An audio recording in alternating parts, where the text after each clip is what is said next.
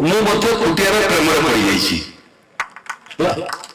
ଏତେ ଭଲ ମଣିଷ, ଦରଦୀ ମଣିଷ, ସ୍ନେହୀ, ରଥଯାତ୍ରା ବେଲେ ବି ଆସିଥିଲୁ ଏଠିକି।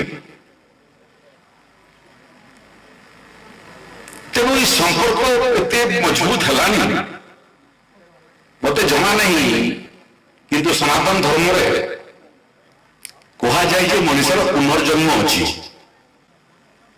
ଆତ୍ମାର ମୃତ୍ୟୁ ନାହିଁ, ଶରୀର ବଦଳରେ ମଣିଷର ପୁନର୍ଜନ୍ମ ଅଛି। ମୁଁ ତ ଏମିତି ପ୍ରେମରେ ପଶିଛି କୁଟିଆର ଆଉ କୋରାପୁଟର, ଯଦି ଆକୁ ଜନ୍ମରେ ମତେ ମଣିଷ ଜନ୍ମ ମିଳି ବୋଲେ ଭଗବାନଙ୍କୁ ନିଶ୍ଚୟ ମୁଁ ପ୍ରାର୍ଥନା କରିବି ଯେ ମତେ କୋରାପୁଟ କୁଟିଆରେ ହିଁ ଜନ୍ମ ଦିଅ।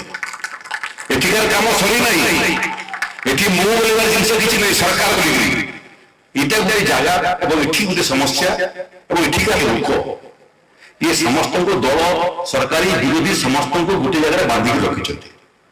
एटी दल मत किसी विषय नुह, आम समस्त दायित्व जिला प्रशासन, राज्य प्रशासन एवं दल भाव मत जिते जनप्रतिनिधि अच्छु आम समस्त बंधीचु कुटियार दायित्व। रामचंद्र बाबू कहते जे यार खसड़ा प्रस्तुत है,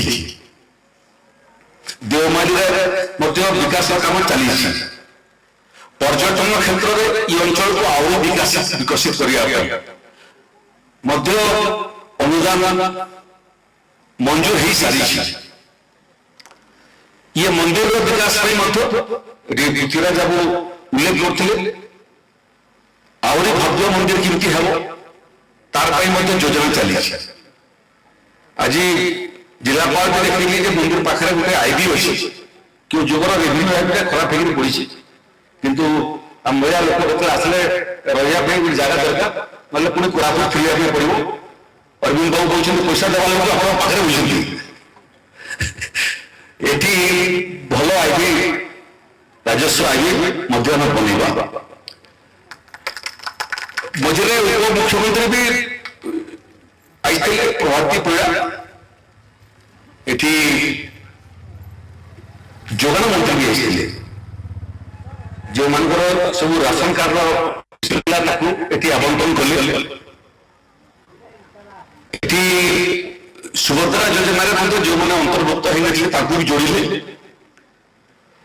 एटी जो मैंने भूमिहीन अच्छा बाबद राजस्व विभाग प्रशासन तार खसड़ा प्रस्तुत करमती से भूमिहीन हे ना।